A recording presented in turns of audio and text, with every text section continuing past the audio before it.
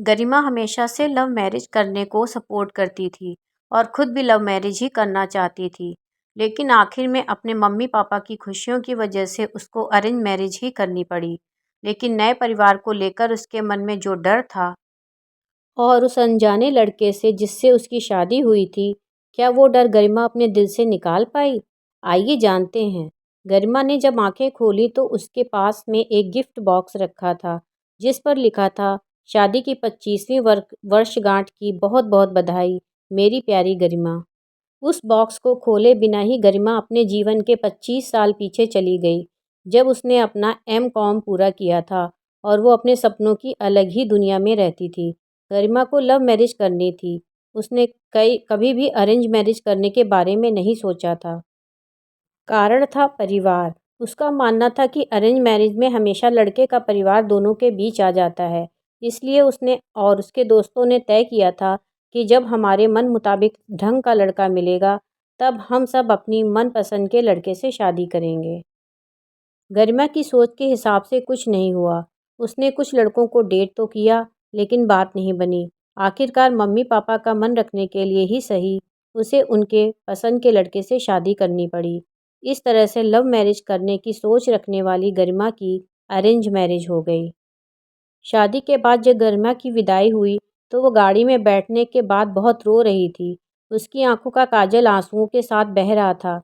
तभी अचानक से उसके चेहरे के सामने एक सफ़ेद रंग का रुमाल आता है, जो किसी और ने नहीं, बल्कि उसके पति ने उसकी तरफ बढ़ाया था। वो रुमाल लेकर गरिमा ने अपने आंसू पोंछे। उसकी आंखों से बहा काजल उस सफ़ेद रुमाल पर लग गया। सॉरी, मैंने आपका रुमाल गंदा कर दिया। मैं इसे धुल दूंगी, गरिमा ने पति गौरव से कहा। गौरव ने उसके हाथ से रुमाल लेते हुए बस इतना ही कहा, कोई बात नहीं। लगभग 1 घंटे बाद गाड़ी गौरव के घर के सामने पहुंच गई। गरिमा को अब उन्हीं लोगों का सामना करना था, जिन लोगों की वजह से वो अरेंज मैरिज नहीं करना चाहती थी। दरवाजे पर सभी सदस्य आरती की थाली लिए नई दुल्हन का इंतजार कर रहे थे। ससुराल में गरिमा का स्वागत सभी लोगों ने बड़ी धूमधाम से किया। गृह प्रवेश के बाद शादी की बची हुई रस्मों को जल्दी जल्दी पूरा किया गया। गरिमा की सास ने अपनी बेटी से कहा, अपनी भाभी को उनके कमरे में ले जा। बहू, तुम जाकर आराम कर लो, बहुत थक गई होगी। ननद पावनी तुरंत उठी और गरिमा को उसके कमरे में ले गई। भाभी, आप यहाँ आराम करिए। किसी भी चीज़ की ज़रूरत हो तो मुझे बुला लेना। भारी लहंगे और आभूषणों को उतारने के बाद गरिमा फ्रेश होकर सो गई। 5 घंटे बाद उसकी आँख खुली तो देखा कि रात के 8 बज रहे थे। गौरव को कमरे में आता देख वो थोड़ा सकपका गई और झट से उठ खड़ी हुई। अरे, आराम से उठो, ये तुम्हारा ही घर है, ऐसे झटके से नहीं उठते, पति गौरव ने कहा। हल्की मुस्कान के साथ गरिमा ने कहा, लगता मैं कुछ ज़्यादा देर तक सोती रही। तभी दरवाजे पर दस्तक के साथ गरिमा की सास अंदर आते हुए बोली, नहीं बेटा, शादी की थकान है, चंद घंटों की नींद से थोड़े ही जाएगी। लो, खाना खा लो, खाना खाने के बाद फिर सो लेना। जब गरिमा ने खाने की प्लेट देखी तो उसकी आंखों में आंसू आ गए। प्लेट में उसकी पसंदीदा मटर पनीर की सब्जी, रोटी और खीर थी। मम्मी जी, आपको कैसे पता कि ये मेरा पसंदीदा खाना है? गरिमा ने अपनी सास से पूछा। इतने में पावनी पानी की बोतल लाते हुए बोली, परिवार में सबको एक दूसरे की पसंद के बारे में अच्छी तरह से पता है भाभी।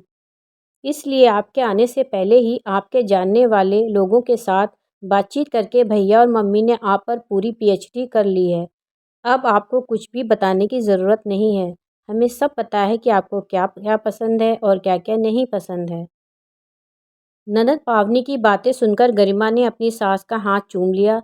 Thank you so much mummy ji, मुझे इस परिवार में अपना एक अलग दर्जा देने के लिए। उस दिन से गरिमा के मन में परिवार को लेकर रहने वाला डर कहीं दूर चला गया। उसने उस परिवार को अपने दिल से अपना माना और परिवार ने उसको वो जैसी थी वैसे ही अपनाया। इस तरह हंसी खुशी से रहते हुए गरिमा और गौरव की शादी को आज 25 साल पूरे हो चुके थे। गरिमा ने अपने अतीत से वर्तमान में आते हुए वो गिफ्ट बॉक्स खोला तो देखा उसमें वही विदाई वाला काजल लगा हुआ सफ़ेद रुमाल था, जिसमें गरिमा ने अपनी विदाई के समय अपने आंसू पोंछे थे। साथ ही में एक पत्र भी था जिसमें लिखा था, प्यारी जीवन संगिनी, तुम्हारी विदाई के आंसू मेरे लिए बहुत कीमती थे। जिसे मैंने हमेशा संजो कर रखा था। मुझे पता था कि तुम अपना परिवार छोड़कर हमारे पास आ रही हो, इसलिए यहाँ पर हैं। हमने तुम्हारे लिए वैसा ही एक दूसरा परिवार तैयार कर रखा था, जिसमें सब एक दूसरे को प्यार करते हैं और उनकी परवाह करते हैं। मेरे साथ अपना जीवन साझा करने के लिए शादी की वर्षगांठ पर तुम्हें ढेर सारा प्यार। तुम्हारा अपना गौरव। मित्रों, कहानी सुनने के लिए दिल से धन्यवाद।